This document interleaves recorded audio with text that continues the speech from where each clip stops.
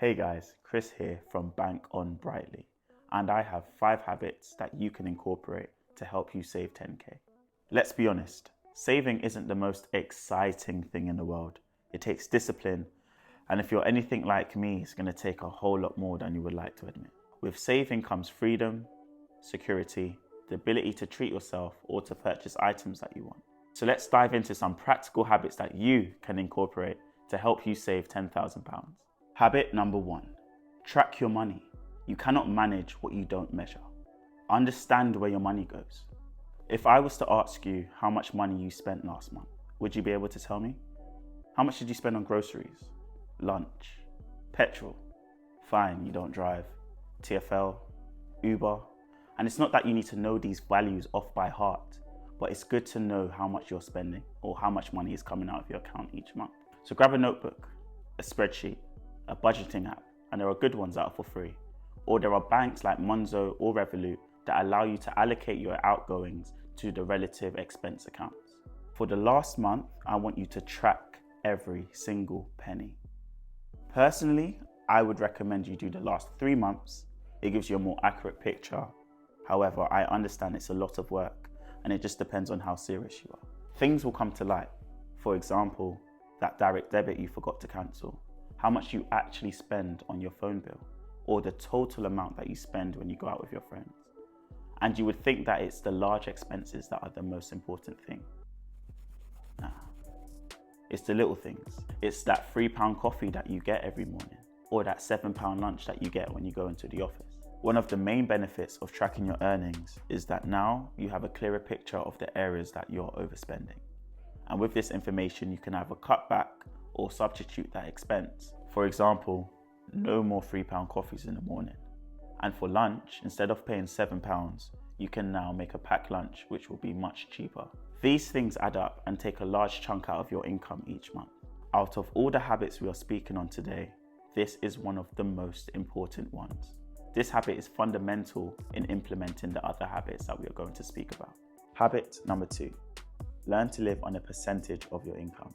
For example, if you earn £1,000 a month and you decide to live on 90% of your income, that means every month you save £100 and you live on £900. A tip to make this habit easier is to automate your savings.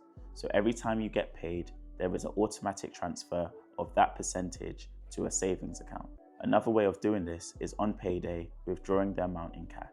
A lot of newer banks like Monzo have pots, which are separate to your main bank account.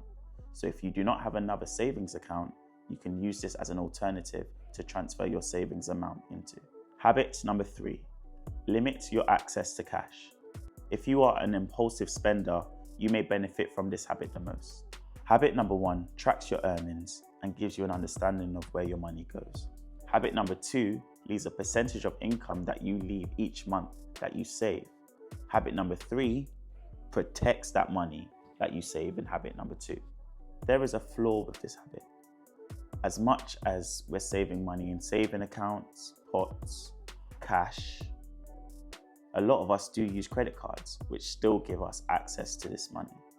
This is where discipline kicks in. And this is where our understanding of your spending habits plays a major role. How impulsive are you? How much protection from yourself do you need? One tip is to have an accountability partner. Somebody where every month you must show them a certain amount in your bank account or in cash. To make this tip work, you need to have a consequence that you will fear to do if you fail to show them the amount. Another tip is only using a debit card. I understand that for most of us, that's where we keep most of our money. However, you can join banks like Monzo or Revolut if you haven't already and top up those bank cards with the amount of money that you plan to use. Habit number 4, respect your saving pot. Your money's there.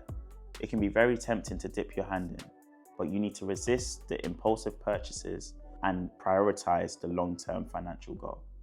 Habit number 5, be loyal to the system, but make sure that you make a system that's realistic. We don't rise to the level of our goals, we fall to the levels of our systems.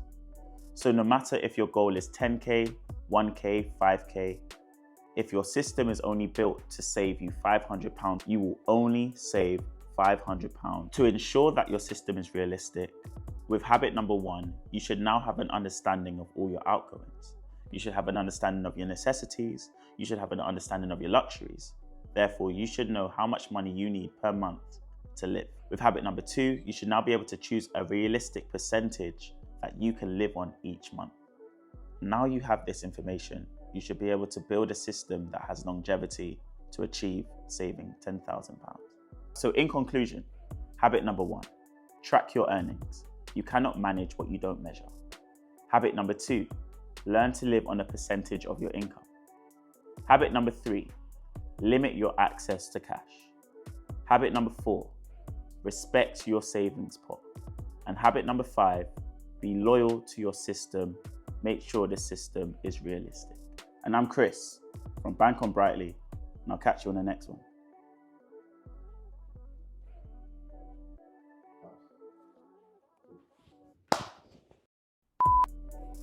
I'm gonna end it there because I forgot what Habit number 2. Habit number 2. Habit number 2. How do you end it?